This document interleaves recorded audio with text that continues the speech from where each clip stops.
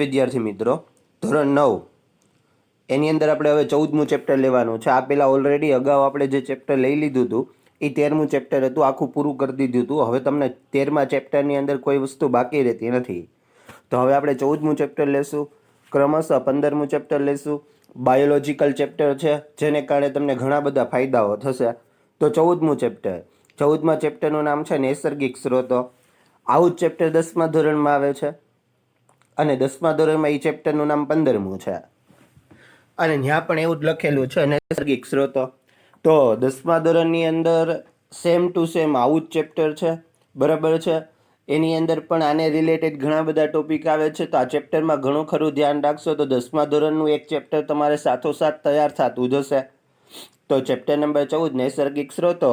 આ નૈસર્ગિક સ્ત્રોતો છે એ નૈસર્ગિક સ્ત્રોતો એટલે શું, કોને નૈસર્ગિક સ્ત્રોતો કહેવાય, આ બધું આપણે આની અંદર ભણવાનું છે. તો ફર્સ્ટ પહેલો પ્રશ્ન એવો આવે છે કે પૃથ્વી છે એ પૃથ્વીની અંદર નૈસર્ગિક સ્ત્રોતો કેટલા આવરણોથી બનેલા છે અને ક્યાં ક્યાં. તો પૃથ્વીની અંદર નૈસર્ગિક સ્ત્રોતો જુદા જુદા 4 આવરણોથી બનેલા છે: મુદાવરણ, વાતાવરણ, જલાવરણ ને જીવાવરણ. તો તમને આવો પ્રશ્ન પૂછાય કે પૃથ્વી કેટલા આવરણોથી બનેલી છે, કઈ કઈ. તો જવાબમાં લખવાનું પૃથ્વી 4 આવરણોથી બનેલી છે. પહેલું મુદાવરણ, વાતાવરણ, જલાવરણ અને જીવાવરણ. મુદાવરણ એટલે શું, તો મેં જો સામે વ્યાખ્યા લખેલી છે. પૃથ્વીની સૌથી ઉપરના કવચને મુદાવરણ કહે છે. હાવ સાદી ભાષામાં કહીએ તો જ્યાં આપણે રહીએ છીએ એ ભાગ એટલે કે જમીન, જમીનને મુદાવરણ તરીકે ઓળખવામાં આવે. તો મુદાવરણની વ્યાખ્યા આપણે તમને સામે આપેલી જ છે. જલાવરણ એટલે શું, તો લગભગ પૃથ્વીનો 75% ભાગ તો પાણી જ છે. પછી એ પાણી જમીનની નીચે પણ કેમ રહેલું હોય, દાખલા તરીકે ભૂગર્ભ જળ, આપણે ડંકી હોય અથવા દાર કરીને જમીનની નીચે રહેલું પાણી બહાર કાઢીએ, આ બધી જ વસ્તુને જલાવરણ કહેવાય. વાતાવરણ, હવા કે વાયુ જે સમગ્ર પૃથ્વીને ચાદરની જેમ ઢાંકે છે તેમને વાતાવરણ કહે છે. આપણે બધા ઓક્સિજન લઈએ છીએ, બરાબર છે. તો આ બધા જે વાયુ લઈએ છીએ અથવા વાયુ આપણે શ્વાસ ઉચ્છ્વાસમાં મુક્ત કરીએ છીએ, તો આ બધા જ વાયુઓ આપણા વાતાવરણમાં આવેલા છે. તો આપણી આસપાસ રહેલા હવાના આવરણને વાતાવરણ કહે છે. જીવાવરણ, જીવાવરણની અંદર કેવી વ્યાખ્યા લખવાની, તો કે મુદાવરણની અંદર, વાતાવરણની અંદર કે પછી જલાવરણની અંદર. મુદાવરણ એટલે કે આપણે બધા સજીવો, જમીન ઉપર રહેનારા સજીવો. વાતાવરણ એટલે કે હવામાં ઉડનારા સજીવો અને જલાવરણ એટલે કે પાણીની અંદર રહેનારા સજીવો. આ ત્રણેયની અંદર જે સજીવો રહે છે ને એ સજીવોને જીવાવરણ તરીકે ઓળખવામાં આવે છે. સજીવ છે ને એ જૈવિક ઘટકો છે અને બાકી બધા આપણે જે હવાની વાત કરી, જમીનની વાત કરી, પાણીની વાત કરી, બધા નિર્જીવ ઘટકો છે. તો યાદ રાખજો, આવો પ્રશ્ન તમને પૂછાય કે પૃથ્વી કેટલા આવરણોથી બનેલી છે, કઈ કઈ. તો પૃથ્વી જુદા જુદા 4 આવરણોથી બનેલી છે: મુદાવરણ, વાતાવરણ, જલાવરણ અને જીવાવરણ. અને આ 4 આવરણો આમાં તમને આપેલા છે. મુદાવરણ જે પૃથ્વીના ઉપરના કવચને મુદાવરણ કહેવાય. જલાવરણ પૃથ્વીના 75% ભાગ છે અને જમીનની નીચે આવેલું પાણી બધાને જલાવરણ તરીકે ઓળખવામાં આવે છે. વાતાવરણ, હવા કે વાયુ જે સમગ્ર પૃથ્વીને ચાદરની જેમ ઢાંકતી તેને વાતાવરણ કહે છે. જીવાવરણ, વાતાવરણ, મુદાવરણ અને જલાવરણ એકબીજાથી ભળી અને જે સંભાવના અથવા જે આવરણ બનાવે છે એને જીવાવરણ કહે છે. શુક્ર તથા મંગળ ગ્રહ ઉપર જીવન શક્ય નથી, પૃથ્વી ઉપર જ જીવન શક્ય છે. તો શુક્ર અને મંગળ ગ્રહ જેવા અન્ય ગ્રહો પર જીવન શક્ય નથી. એનું મેઇન કારણ શું, તો મેઇન કારણ તો એટલું કે પૃથ્વી ઉપર જીવાલાયક સજીવોને અનુકૂળ વાતાવરણ છે એટલે પૃથ્વી ઉપર જીવન શક્ય છે. જ્યારે મંગળ ગ્રહ કે શુક્ર ગ્રહ ઉપર સજીવોને જીવવા માટે લાયક વાતાવરણ નથી એટલે ત્યાં જીવન શક્ય નથી. તો જો પહેલો જ પોઈન્ટ લખો, કારણ કે ત્યાં વાતાવરણનો મુખ્ય ઘટક CO2 છે. વાસ્તવમાં શુક્ર અને મંગળ ગ્રહના વાતાવરણમાં 95 થી 97% જેટલો કાર્બન ડાયોક્સાઇડ છે. આથી કોઈ સજીવ ત્યાં જીવી ન શકે. આ પ્રમાણે શુક્ર અને મંગળ જેવા ગ્રહ પર જીવન શક્ય નથી. તો જુઓ, આપણા વાતાવરણમાં ઓક્સિજન છે 21%, નાઇટ્રોજન છે 78% અને અન્ય વાયુઓ છે. તો આ બધા વાયુઓને કારણે આપણે જીવી શકીએ. ઓક્સિજન વધુ પ્રમાણમાં છે 21%, એટલે આપણે એનો શ્વાસ ઉચ્છ્વાસમાં ઉપયોગ કરી શકીએ. જ્યારે શુક્ર અને મંગળ ઉપર તો 95 થી 97% કાર્બન ડાયોક્સાઇડ. એ આપણા માટે તો બિનઉપયોગી જ છે. તો આપણા માટે બિનઉપયોગી છે એટલે આપણે શ્વાસમાં લઈ ન શકીએ. આપણે શ્વાસમાં ન લઈ શકીએ એટલે આપણું મૃત્યુ થાય. એને કારણે શુક્ર અને મંગળ જેવા ગ્રહો પર જીવન શક્ય નથી. આપણા વાતાવરણમાં CO2ની માત્રા કે ટકાવારી કેમ ઓછી છે? એનું કારણ આપો જી. આ શુક્ર અને મંગળ ઉપર તો 95 થી 97% છે. જ્યારે આપણા વાતાવરણમાં CO2ની માત્રા કેમ હાવ 0.03% જ હોય? તો આપણા વાતાવરણમાં CO2નું મૂલ્ય છે ને 0.03% જ છે. તો આટલું કેમ હાવ આટલું બધું કેમ ઓછું છે? તો જો એના બે કારણ છે. કારણ નંબર પહેલું કે લીલી વનસ્પતિ સૂર્યપ્રકાશની હાજરીમાં બધો જ કાર્બન ડાયોક્સાઇડ વાયુ છે ને એને શોષી લે છે. અને બીજું કે ઘણા બધા દરિયાઈ પ્રાણીઓ છે એ દરિયાના પાણીમાં ઓગાળેલા કાર્બોનેટનું કવચ બનાવી લે, જેમ કે શંખ, છીપલા. તો તમે જોજો શંખનું જે કવચ, શંખની અંદર જીવડું રહેતું હોય. નેટ ઉપર સર્ચ કરશો એટલે શંખનું જીવડું તમને બતાવશે. તો શંખ છે ને એક એકદમ ધારદાર કવચ, એ કવચ કાર્બન ડાયોક્સાઇડનું બનેલું છે. તો આપણા વાતાવરણમાં CO2ની માત્રા કે ટકાવારી ખૂબ ઓછી છે. એના મુખ્ય બે કારણ છે. પહેલું કારણ, લીલી વનસ્પતિ સૂર્યપ્રકાશની હાજરીમાં જેટલો કોઈ કાર્બન ડાયોક્સાઇડ છે એનું રૂપાંતર ગ્લુકોઝમાં કરી નાખે છે. અને ઘણા બધા દરિયાઈ પ્રાણીઓ છે એ પાણીમાં ઓગળેલા કાર્બોનેટથી પોતાનું કવચ બનાવી લે છે. આમ કાર્બન ડાયોક્સાઇડ આ બે પ્રક્રિયામાં વપરાઈ જાય છે, જેને કારણે આપણા વાતાવરણમાં કાર્બન ડાયોક્સાઇડની માત્રા ખૂબ ઓછી છે. હવે વાતાવરણ કેવી રીતે આબોહવાને નિયંત્રણ કરે? જોજો, આપણું આ વાતાવરણ છે ને એ ઠંડી અને ગરમીને નિયંત્રિત કરે છે, જેને કારણે આપણે જીવી શકીએ છીએ. હવે કઈ રીતે? તો આપણે જોઈએ. વાતાવરણ પૃથ્વીને ચાદર કે કામડાની જેમ ઢાંકે છે. ચાદર કે કામડા, આપણે ઠંડી બહુ વાતી હોય તો આપણે ચાદર ઓઢી લઈએ. ચાદર ઓઢી લઈએ. આ વાતાવરણ તો આખી પૃથ્વીની ચાદર છે. બરાબર? પૃથ્વી વાતાવરણની ચાદર ઓઢીને સૂતી છે. એની અંદર વાતાવરણની અંદર જે હવા આવેલી છે ને ઉષ્માની મંદ વાહક છે. જો 3 વસ્તુ હોય. પેલું આવે સુવાહક, બીજું આવે વાહક અને ત્રીજું આવે મંદ વાહક. સુવાહક એટલે ઝડપી ગરમ થવું. ખાલી વાહક એટલે એની રીતે આમ કંઈ બહુ ઝડપી નહીં, બહુ ધીમું નહીં. અને મંદ વાહક એટલે હાવ ધીમે ધીમે ધીમે ગરમ થવું. તો ઉષ્મા છે ને એ હાવ ધીરે ધીરે ધીરે ધીરે ધીરે એ હવાની અંદર રહે, એટલે કે હવા ધીરે ધીરે ગરમ થાય. દિવસ દરમિયાન વાતાવરણનું તાપમાન નિયંત્રિત કરે. વાતાવરણનું તાપમાન છે એ નિયંત્રિત થાય. અને રાત્રિના સમયે ઉષ્મા છે એ બહાર ફેંકી અને અવકાશના દરને ઓછો કરે. હવે વિચારો, દિવસે સૂર્યનો તડકો પડે ને એટલે ધીરે ધીરે ધીરે હવા ગરમ થાય. અને જ્યારે રાત્રે સૂર્ય ન હોય ત્યારે ઉષ્મા તે ધીરે ધીરે ધીરે પાછી મુક્ત કરે. એટલે પૃથ્વી છે એ રાત્રિ દરમિયાન વાતાવરણ ઉષ્મા મુક્ત કરતું હોવાથી ગરમ રહે, અને દિવસ દરમિયાન વાતાવરણમાંથી ઉષ્મા શોષતું હોવાથી ઠંડુ રહે. આમ વાતાવરણને ઠંડુ અને ગરમ રાખવાનું કાર્ય હવા, એટલે કે સામાન્ય રીતે પૃથ્વી ઉપર આબોહવા છે એ આબોહવાને વાતાવરણ દ્વારા અનુકૂલન સાધી શકાય. હવે તમે જ વિચારો, સૂર્યથી પૃથ્વી અને સૂર્યથી ચંદ્ર બે એક સરખા અંતરે છે, તોય ચંદ્ર ઉપર જીવન નથી ને પૃથ્વી ઉપર છે. એનું કારણ શું? તો કે ચંદ્ર ઉપર વાતાવરણ નથી ને પૃથ્વી ઉપર છે.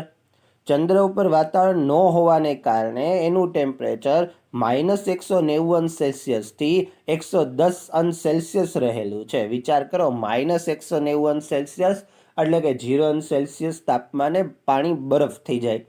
અને 110°C એટલે કે 100°C બધું જ પાણી વરાળમાં રૂપાંતરિત થઈ જાય.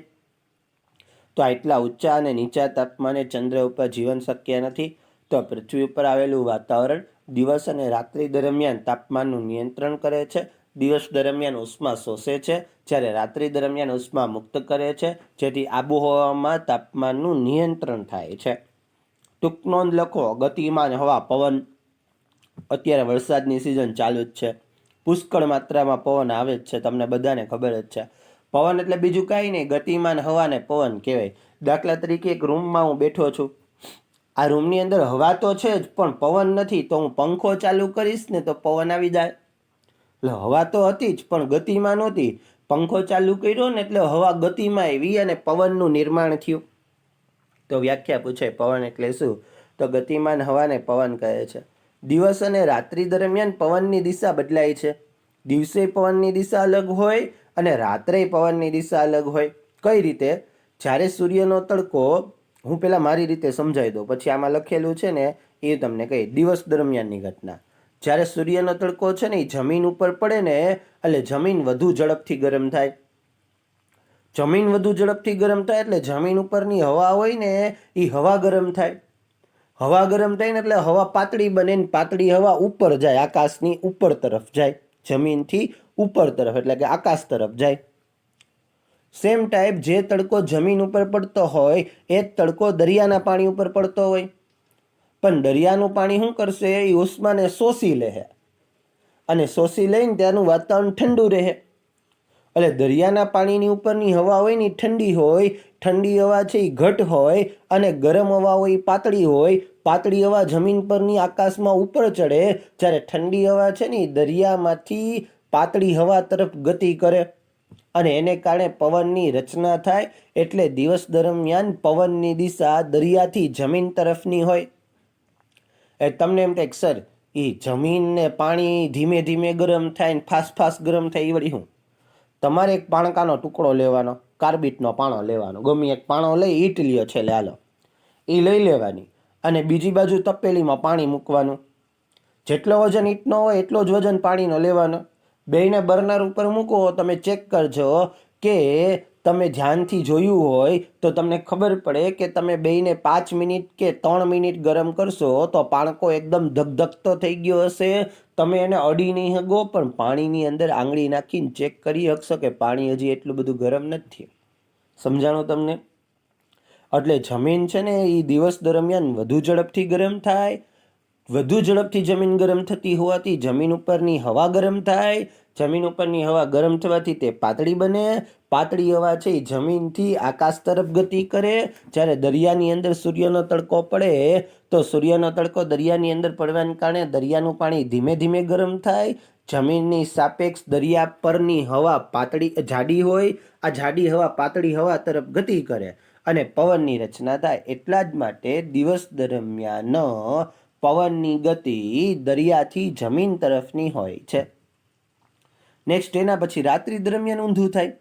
સૂર્ય ન હોય એટલે જમીન ઝડપથી ઠંડી થઈ જાય અને પાણી ધીમે ધીમે ઠંડુ થાય. એના માટે એ જ ઉદાહરણ, દાખલા તરીકે બર્નર ઉપર આપણે જે પાણકો 5 મિનિટ ગરમ કર્યો હતો અને પાણી 5 મિનિટ ગરમ કર્યું હતું, એ બેયને 2 મિનિટ પાછું મૂકી દેવાનું બર્નર બંધ કરીને. તો તમે જોશો પાણકો હાવ ઠંડો થઈ ગયો હશે પણ પાણીમાં થોડો ઘણો ગરમાવો હશે. તો રાત્રિ દરમિયાન એવું થાય કે જ્યારે સૂર્યનો તડકો ન હોય ત્યારે બધી જ હવા છે ને એ બધી જ હવા સામાન્ય રીતે દરિયા પરની હવા અને જમીન પરની હવા, જમીન ગાયગા ઠંડી થઈ જાય એટલે જમીન પરની હવા પાછી જાડી ઘટ બનશે અને દરિયાનું પાણી જમીનની સાપેક્ષે થોડું ગરમ ગરમ હોય, હુંફાળું હોય એટલે એની હવા પાતળી બનશે.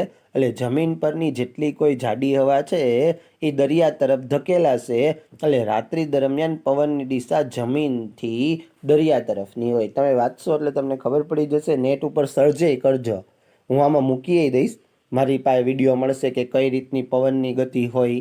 તો પવનની ડાયરેક્શન દિવસ દરમિયાન અને રાત્રિ દરમિયાન કઈ રીતે હોય, હું એનો વિડીયો જો મને મળશે યુટ્યુબમાંથી તે મૂકી દઈશ. હવે આપણો આજનો છેલ્લો પ્રશ્ન, વરસાદ. અત્યારે જોવો જ છો પુષ્કળ માત્રામાં અત્યારે વરસાદ આવી રહ્યો છે. હું વિડીયો બનાવું છું તો બી અત્યારે વરસાદ ચાલુ જ છે. કેટલા દિવસોથી આ વરસાદ આવે છે. તો વાસ્તવમાં વરસાદ બને કેમ? વરસાદ કેવી રીતે બનતો હોય, ક્યાંથી બનતો હોય, ને વાદળામાં પાણી આવે ક્યાંથી? આ બધા જ પ્રશ્નોનો જવાબ આની અંદર છે. દિવસ દરમિયાન જે પાણીનો ભાગ ગરમ થાય એટલે દિવસ દરમિયાન સૂર્યનો તડકો દરિયાની અંદર પડે અને પાણી ગરમ થાય ત્યારે ખૂબ જ વધુ માત્રામાં પાણીની બાષ્પ બને. એ તો ખબર જ છે આપને બધાને કે તપેલીમાં પાણી મૂક્યું હોય અને બર્નર ચાલુ કર્યું હોય, ગેસ ચાલુ કર્યો હોય તો પાણી ગરમ થાય. એક હદે એટલું પાણી ગરમ થાય કે એમાંથી વરાળ બારી નીકળે. આમ જ દરિયાની અંદર સૂર્યનો તડકો પડે એટલે દરિયાનું પાણી ગરમ થાય અને એની વરાળ છે એ બને. આ વરાળ હવામાં વહે અને જમીન તરફ, કારણ કે દિવસ દરમિયાન તો પવનના ગતિની દિશા દરિયાથી જમીન તરફ હોય એટલે આ બધી જ જેટલી કોઈ હવા છે, પાણીની બાષ્પ છે, એ બધી જમીન તરફ આવે.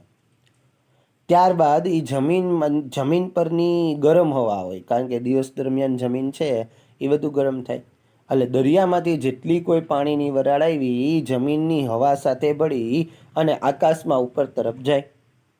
ઉપર જઈને ઠંડી પડે, જમીનથી જેમ એ દૂર જતી જાય એમ ઠંડી પડે. ઠંડી પડે એટલે એ તરત જ ધૂળના રજકણો કે બીજા નિલંબિત કણો વાતાવરણમાં હોય ને એની સાથે જોડાઈ જાય અને જોડાય અને વાદળું બની જાય. પાણીની વરાળ છે આવા ધૂળના રજકણો સાથે જોડાઈને વાદળું બની જાય. ધીરે ધીરે ધીરે ધીરે ધીરે એ વાદળાની અંદર રહેલી પાણીની વરાળ ઠંડી થાય. નાનું ટીપું, પાછું બીજું નાનું ટીપું, ત્રીજું નાનું ટીપું, આમ આજુબાજુમાં કેટલા બધા નાના નાના ટીપા ભેગા થાય અને એક મોટું ટીપું બને. એ મોટું ટીપું ભારે અને વજનદાર હોય, પૃથ્વીનું ગુરુત્વાકર્ષણ બળ એને ખેંચે અને વરસાદ સ્વરૂપે એ હેઠું પડે. ક્યારેક તો એવું પણ થાય કે બહુ વાતાવરણ ઠંડુ થઈ ગયું હોય તો એ પાણીનું ટીપું નીચે પડતા પડતા પડતા બરફ એટલે કે કરા સ્વરૂપે હેઠું પડે. મોટાભાગે ભારતની અંદર છે ને એ પવનની દિશા ઉપર જ બધી જ વસ્તુ આધાર રાખે. એટલે કે વરસાદ ક્યાંથી આવે. અત્યારે આપણે જે વરસાદ છે એ બંગાળની ખાડી છે એમાં હવાના પ્રેશરને કારણે આ બધો વરસાદ આવ્યો છે અને દક્ષિણ પશ્ચિમી ઉત્તર વરસાદી પવનને લીધે પણ આવેલો છે. એટલે કે ભારતની અંદર ફિક્સ હોય કે આ દરિયામાંથી જ પવન આવે તો વરસાદ આવે, બીજા દરિયામાંથી બાષ્પ બને તો ભારતમાં વરસાદ ન આવે, કારણ કે એમાં પવનની દિશા બદલાઈ જતી હોય. પવનની દિશા માટે માત્ર ને માત્ર સૂર્યપ્રકાશ કે જમીન ને દરિયો કાફી નથી. મોટા પર્વતો આડા હોતા હોય ત્યારે પવનની દિશા બદલાય, તાપમાનની ગતિવિધિને કારણે પવનની આવા ઘણા બધા કારણો હોય કે જેમાં પવનની ગતિની દિશા સતત બદલાતી રહેતી હોય. તો અહીંયા મેં તમને આ બધું કહી દીધું છે, સમજાવી દીધું છે, તમને બધાને ખ્યાલ જ છે. હવે પછી જ્યારે આપણે વિડીયો લેક્ચર હશું ત્યારે આપણે આને આગળ વધારશું. તો હવે તમે આમાં ધ્યાન રાખજો, બધા વ્યવસ્થિત જોઈ લેજો. આની પાછળ હું પવનનો વરસાદ કેમ બને એની બધો વિડીયો મૂકી દઈશ, એનિમેશન વિડીયો, એટલે તમને ખબર પડશે. નમસ્તે વિદ્યાર્થી મિત્રો. First, we'll need the sun. When the sun shines on water on the Earth's surface, the heat of the sun warms the water, turning it into an invisible gas called water vapor. This process, the changing of water into a gas, is called evaporation. Because gases are lighter than liquids, water vapor rises up into the sky. And the further you move up and away from the Earth's surface, the colder the temperature gets.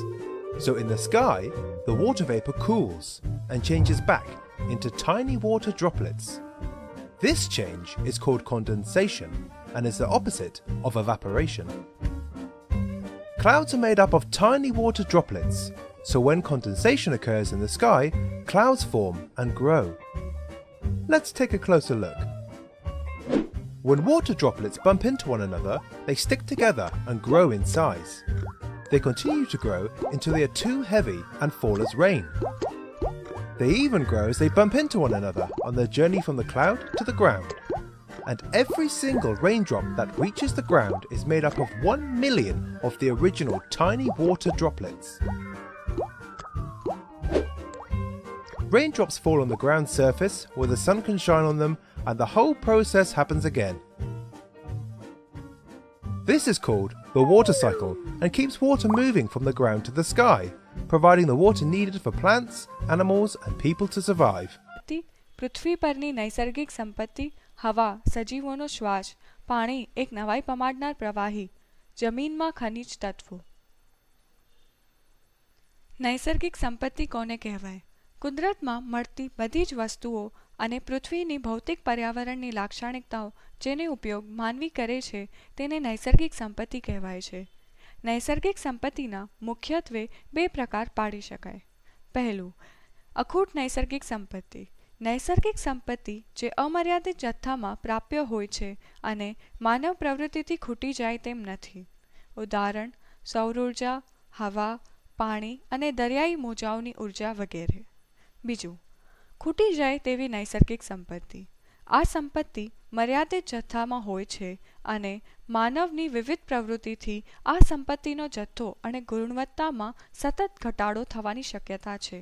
ઉદાહરણ, કોલસો, ખનિજ તેલ, ખનિજ વગેરે. પૃથ્વી પરની નૈસર્ગિક સંપત્તિ. પૃથ્વીનું ભૌતિક પર્યાવરણ નીચેના 4 સ્તરોનું બનેલું છે. વાતાવરણ. પૃથ્વીના ફરતે આવેલા વાયુઓથી બનેલા 100 કિલોમીટર જાડા આવરણને વાતાવરણ કહે છે. જલાવરણ. પૃથ્વીના વિવિધ જળાશયો જેવા કે સમુદ્ર, મહાસાગર, તળાવો, નદીઓ અને હિમનદીઓ જલાવરણ બનાવે છે. પૃથ્વીની 75% સપાટી પાણીથી છવાયેલી છે. મૃદાવરણ. ખડકો અને જમીન કે પૃથ્વીના સૌથી ઉપરના સ્તરોને મૃદાવરણ કહે છે. જૈવાવરણ. ઉપર દર્શાવેલા ત્રણેય સ્તરોનો એવો ભાગ કે જેમાં સજીવો વસે છે અને જૈવાવરણનું નિર્માણ કરે છે. અહીં દર્શાવેલ આકૃતિ પૃથ્વીના ભૌતિક પર્યાવરણના વિવિધ સ્તરો દર્શાવે છે. જૈવાવરણના ઘટકો. જૈવાવરણના મુખ્ય બે ઘટકો હોય છે. જૈવિક ઘટક. બધા સજીવો જેવા કે વનસ્પતિ, પશુ વગેરે મળીને જૈવાવરણનો જૈવિક ઘટક બનાવે છે. અજૈવિક ઘટક. બધા નિર્જીવ જેવા કે હવા, પાણી અને જમીન વગેરે મળીને જૈવાવરણનો નિર્જીવ કે અજૈવિક ઘટક બનાવે છે.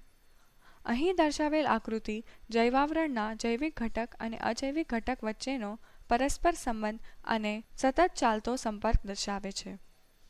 હવે આપણે જૈવાવરણના અજૈવિક ઘટક વિશે શીખીશું. હવા, સજીવોનો શ્વાસ. હવા પૃથ્વી પર જીવનને આધાર આપે છે. હવામાં ઘણા બધા વાયુઓ જેવા કે ઓક્સિજન, નાઇટ્રોજન, કાર્બન ડાયોક્સાઇડ, પાણીની વરાળ વગેરે હોય છે. વાતાવરણની હવામાં નાઇટ્રોજન 78%, ઓક્સિજન 21%, કાર્બન ડાયોક્સાઇડ 0.03% અને બીજા બધા વાયુઓનું પ્રમાણ 0.97% હોય છે. અહીં દર્શાવેલ આકૃતિ સામાન્યપણે દેખાતું હવાનું બંધારણ દર્શાવે છે, પણ હવાના પ્રદૂષણને કારણે અત્યારે આ પ્રમાણે હવાનું બંધારણ જોવામાં આવતું નથી. વાતાવરણ અને હવામાન. પૃથ્વીની ફરતે આવેલા વાયુઓના આવરણને વાતાવરણ કહે છે. હવા, વાયુઓ, પાણીની વરાળ વગેરે મળીને વાતાવરણ બનાવે છે.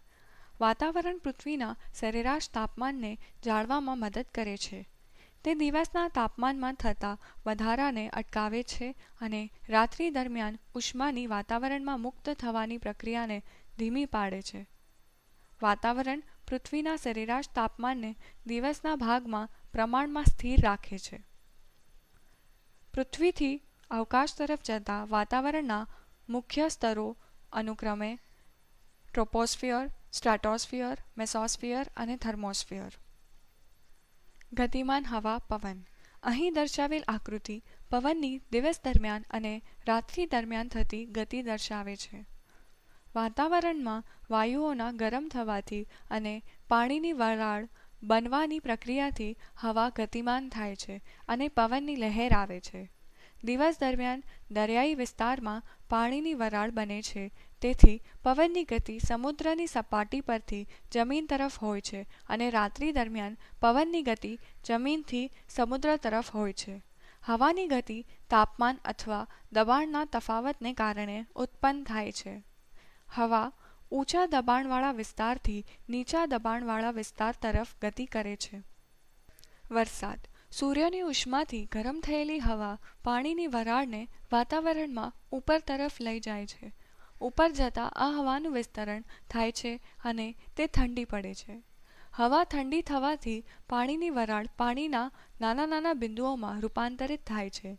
આ પાણીના બિંદુઓ સંઘનનની પ્રક્રિયાથી કદમાં વધે છે અને તે જમીન પર વરસાદ રૂપે પડે છે. ભારતમાં વરસાદ દક્ષિણ પશ્ચિમ અને ઉત્તર પૂર્વીય ચોમાસાના પવનથી વરસાદ પડે છે. જળાશયોમાં એકત્રિત થયેલું વરસાદનું પાણી જળવિદ્યુત ઉત્પાદન, સિંચાઈ, મત્સ્ય ઉદ્યોગ, પરિવહન વગેરે પ્રવૃત્તિઓ માટે વાપરવાના ઉપયોગમાં આવે છે. પાણી એક નવાઈ પમાડનાર પ્રવાહી. પાણી એ જલાવરણનો મુખ્ય ઘટક છે. પાણી જીવનનો આધાર છે.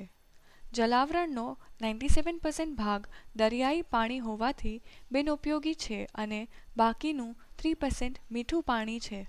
પાણી શરીરના કોષોમાં રાસાયણિક ક્રિયાઓ માટે જરૂરી માધ્યમ પૂરું પાડે છે.